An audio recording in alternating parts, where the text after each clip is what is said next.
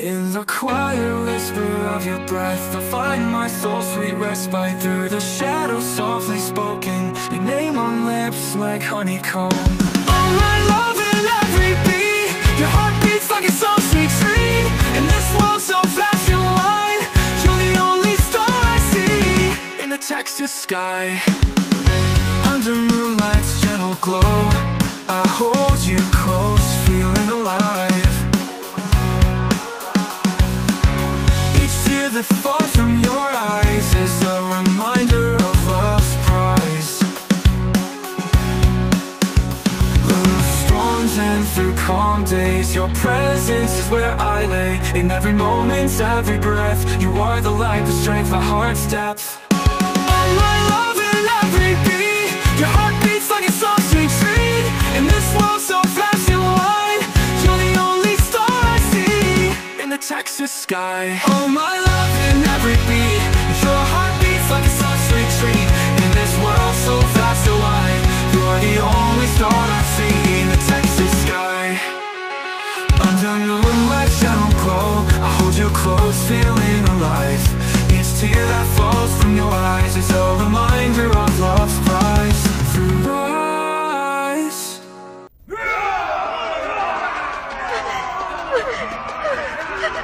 Ang sanggol ng alab ang karapat-dapat mamuno sa pangkat ng Hokage pagdating ng takdang panahon. Sanayin mo siya at turuan ang lahat ng iyong nalalaman.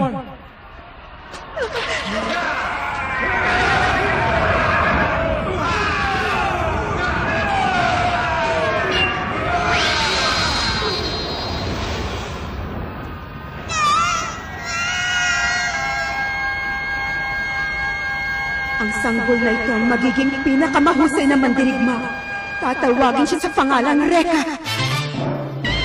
Ang paggising sa kapangyarihan ng prinsesa at ng ninja.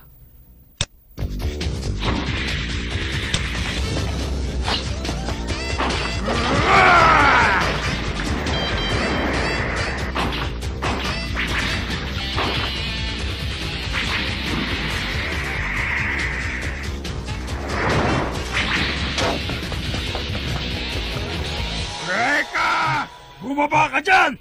Alam ko natatakot ka sa akin kaya ka nagtatago!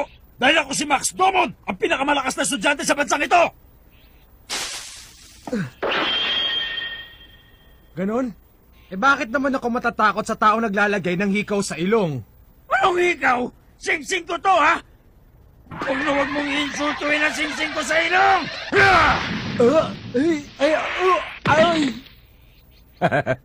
Dapat talaga nung una pa lang naging alalay na kita. Huh?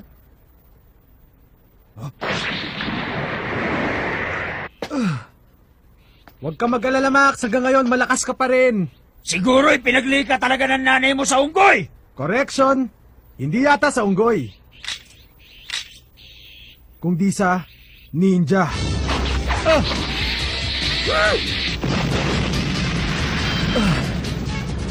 Uy, ka talaga! Akala mo ba maloloko mo pa ako uli? Hindi na!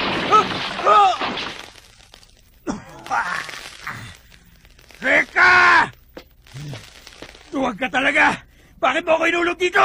Hindi ako duwag. Sample lang yan ang pwede mangyari sa'yo. Lagot ka sa akin kapag nakalis ako dito! Ang ninja kailangan maagap at eksaktong bawat galaw. Anong sinasabi mo, ninja? Siraulo ka talaga! Hindi mo ba alam na wala ng ninja sa panahon ngayon? Ano ka mo? Dapat nabuhay ka noong unang panahon para nakasama mo mga kapwa mo baliw! Teka! Anong gagawin mo dyan? Huwag mong lapitin ang mga ninja. Ay! O paano? Pag nanalo ka na lang sa akin, pagsisilbihan kita bilang tapat na alagad at personal mong ninja. Babawi ako bukas, makikita mo.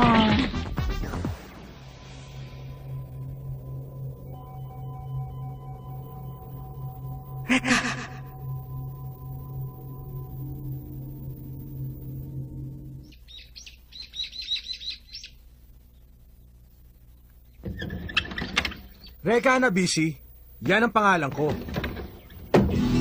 Matagal na akong bilib sa mga ninja. Nabuhay sila nung panahon ng feudalismo at digmaan ng mga estado.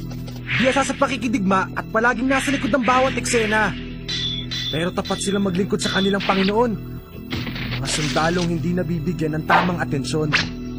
Hindi ko alam pero bata pa ako, humahanga na ako sa kanila.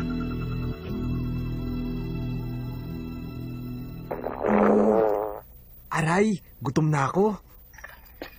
Tatay, hindi pa ba tayo kakain? Reka! Nandiyan ka na pala! Siya nga pala! Ang sakit-sakit na! Ang tigas ng ulo niyo eh! Sabi ng wag maninigarilyo habang gumagawa ng papot... Sorry nakalimutan ko eh. Di bale, di ko na uulitin. Sa labas ka na kumain. Nananghali na ako dahil nagugutom na ako. Isa pa, naubos na ang pagkain.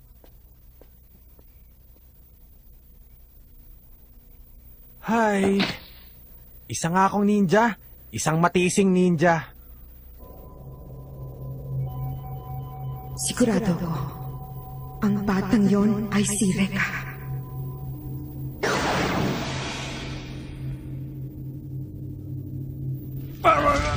Parang awa na. Tulungan niyo ako.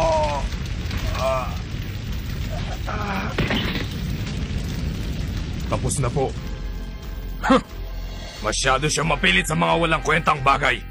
Alisin niyo na yan. Baka makatunog ang mga mamamahayag sa pagkawala ng kanilang ministro. Magpapahanda ako ng katulad niya para makasigurado. Ikaw ang bahala.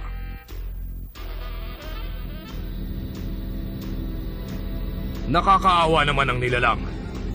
Kahit na siya pa ang maging pinakamakapangyarihan, mawawala ang lahat sa oras ng kanyang kamatayan. Ayokong mangyari sa akin yun. Naintindihan ko ang ibig mong sabihin. 400 taon na rin ang lihim ng buhay na walang kamatayan. Ipinapangako ko na matutuklasan ko rin ang lihim na ito.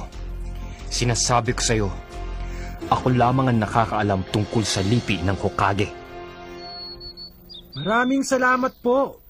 Sarap.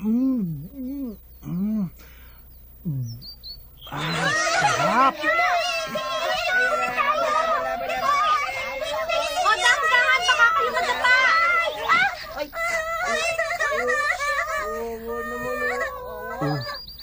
Sabi ko na nga ba eh. Huwag kang umiyak, halika. Alam mo, maya-maya lang mawawala ng sakit, lilipad ng malayo.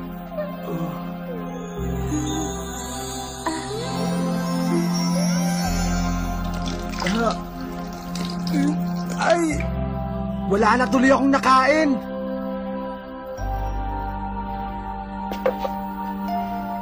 Sino kaya yun?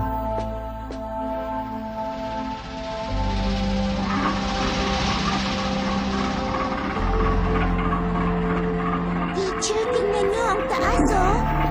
Bilisan na natin, delikado dito.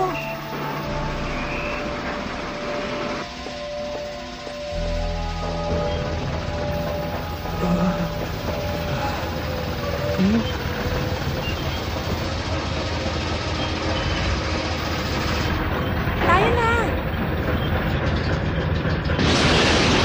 Takbo!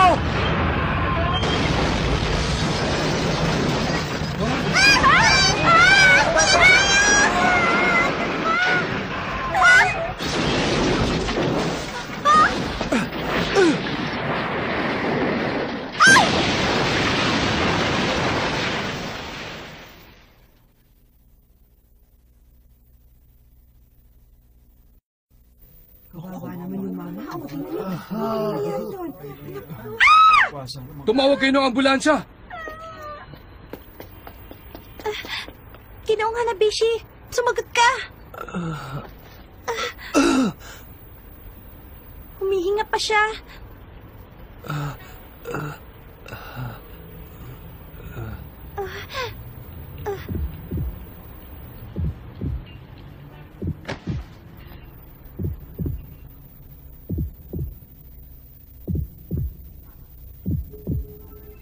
Reka, iniligtas mo ko.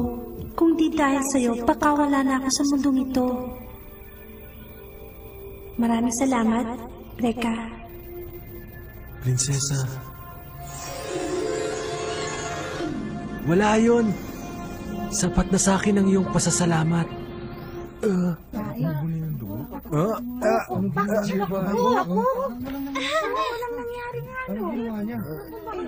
Bumangon, no? Teka, sandali, hindi tama to. Ay, nakakahiya!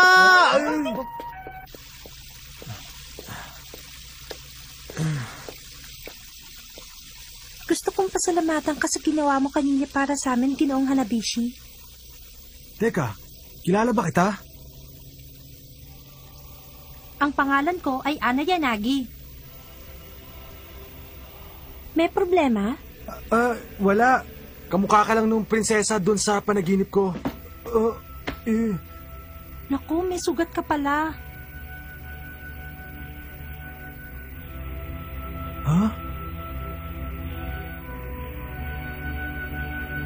Huwag ka mag-alala. Magaling na magaling ka na.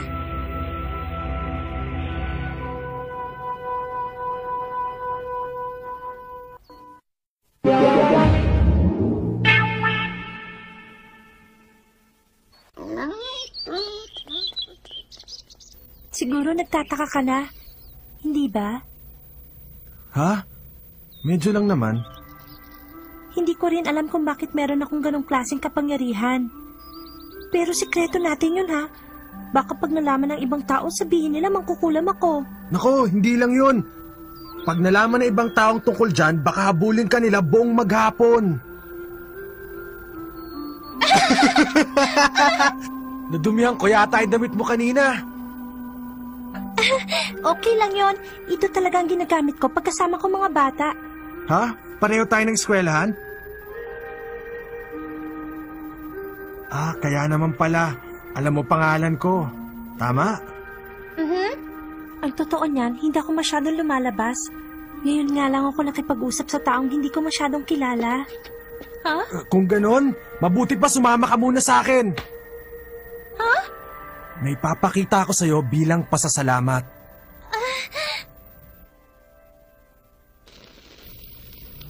Hindi pa medyo madilim dito? Maliwanag pa kasi sa labas. Dito ko lang maipapakita ang mga ginawa ko. Ang negosyo kasi ng tatay ko ay paggawa ng paputok. Etong gawa ko!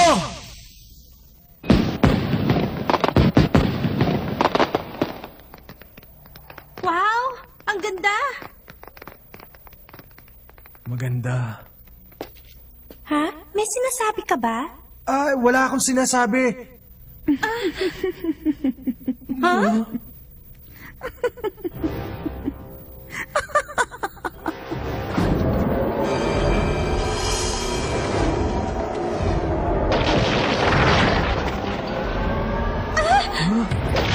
Teka, tingnan mo yung sahig!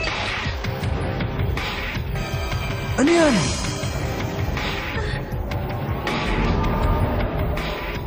Matagal-tagal na rin kitang pinagmamasdan sa loob ng kristal na ito. Teka, sino ka ba talaga? Ako si Emma Kagehoshi. Ano bang gusto mong mangyari? At bakit? Wala akong balak na takutin kayo. Ang nais ko lang ay makuha ang atensyon nyo dahil baka hindi kayo maniwala sa aking kwento. Tumigil ka na. Hindi kami interesado sa kwento mo kaya mabuti pa, umalis ka na. Makinig ka muna sa akin dahil matagal na panahon din kitang hinanap. Sa loob ng 400 taon ay hindi ako nawalan ng pag-asang makikita kita. Ano? 400 taon? Imposible yun! 400 taon ang nakalipas. May isang pangkat ng mga ninja na hindi napabilang sa talaan ng kasaysayan. Hokage ang tawag sa kanila. Pinasya nilang wasakin ang bawat isa sa di malamang kadahilanan. Kabilang ka sa natirang buhay sa pangkat ng Hokage at dinala sa kasalukuyan sa pamamagitan ng paglalakbay sa iba't ibang lugar at panahon. Alam niyo, Ale, ang mabuti pa itigil niyo na ang kwento niyo kasi parang gawa-gawa niyo lang. Ipakita mo sa akin ang iyong nagliliyab na kamay. Nagliliyab? Oo. May kapangyarihan kang magliyab at bumaril ng apoy. At ang iyong kakayahan na yan ay minana mo pa sa mga ninja ng Hokage. Hindi ko talaga maintindihan ang sinasabi mo. Halika, umalis na tayo, Ana. Huwag mo nang ipagkaila. Masyado kang mapilit wala ka namang sinasabing matino.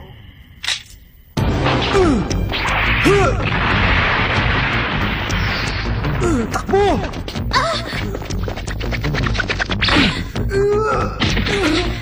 Reka! May sugat ka! Huwag mong pakita ang kapangyarihan mo. Pero malalim ang sugat mo! Okay lang ako. Kaya ko pa. Patawarin mo ko, pero hindi kita maaaring pakawalan. At pag giniit mo pa na hindi mo kayang bumaril ng apoy, sa pilitan kong ipagagawa sa'yo!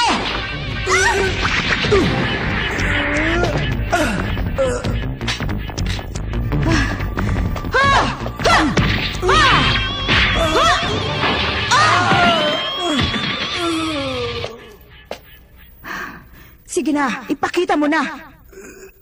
Asar talaga. Pahamak kasi tong sugat ko eh. Kailangan namin makatakas dito. Ana! Ale, hindi ko alam kung bakit mo siya inaatake. Pero nakikiusap ako, parang awa mo na. Huwag mo siyang saktan. Ana! Malalim ang sugat niya at kailangang madala sa ospital. Pakawalan mo na siya. Sige na, pakiusap. Bakit hindi mo gamitin ang iyong kapangyarihan, Binibini? Gaya ng ginawa mo kanina.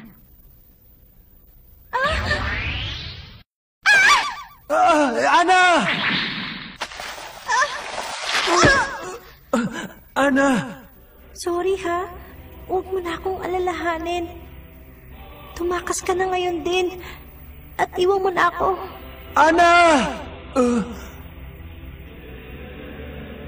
May sugat siya, pero inuuna pa niya akong gamutin. Kailangan may gawin ako para sa kanya.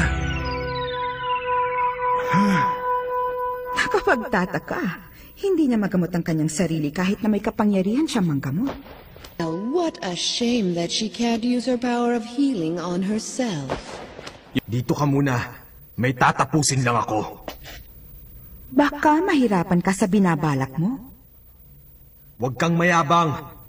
Siguro, kailangan ko na siyang tapusin. Ha! Hindi mo magagawa yan! Ha! Bali, walang pausok mo dahil nakikita ko ang lahat. Humanda ka! Ang sining ng Utsusemi.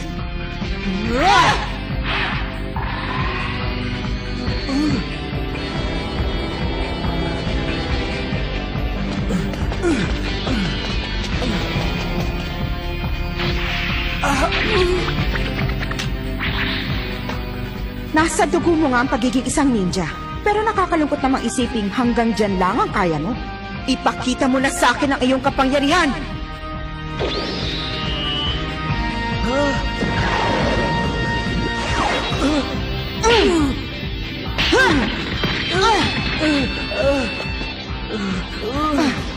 Ipakita mo na sa akin!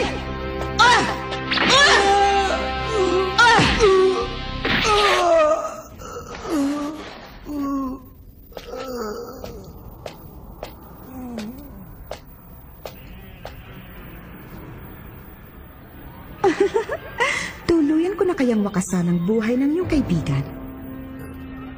Wag! Wag!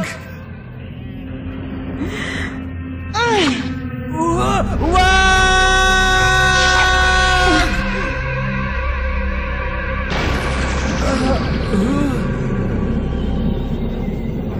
Iliyab ang kamay ko.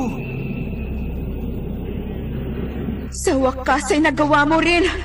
Isa kang ang tunay na ninja na nagmula sa angkan ng Hokage. Reka.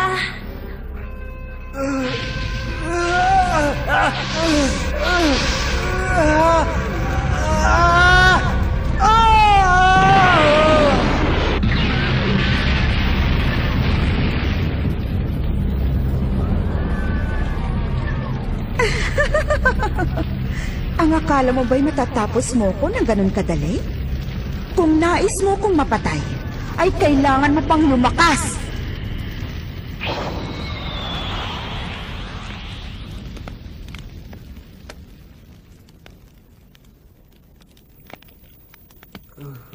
Ana!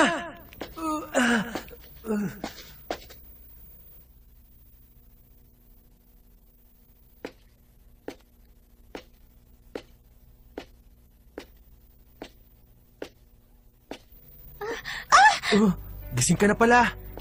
Teka, magaling na ba sugat mo? At saka nasa na siya? Okay na ako. Wala na rin yung ale. Prinsesa? Prinsesa? Oo, ikaw ang prinsesa at ako ang ninja tagapagtanggol ng prinsesa. Hindi ako sanay tawaging prinsesa. Ganun talaga yon. Tagapagtanggol ng prinsesa ang ninja. Bakit? Masakit pa ba ang sugat mo? Hindi. Naiiyak lang ako sa kasiyahan. Hindi lang naiiyak. Sinisipon din. Nagbuklod ang kapalaran ni Ana Yanagi at Reka Hanabishi upang masimulan ang digmaang umabot ng 400 taon. Magsisimula na rin ang kasaysayan ni Reka.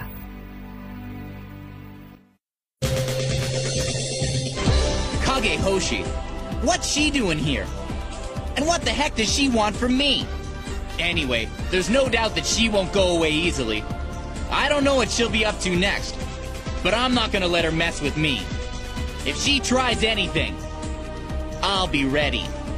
Next time, Wind and Fire, the dangerous seduction. My heart is burning with fire!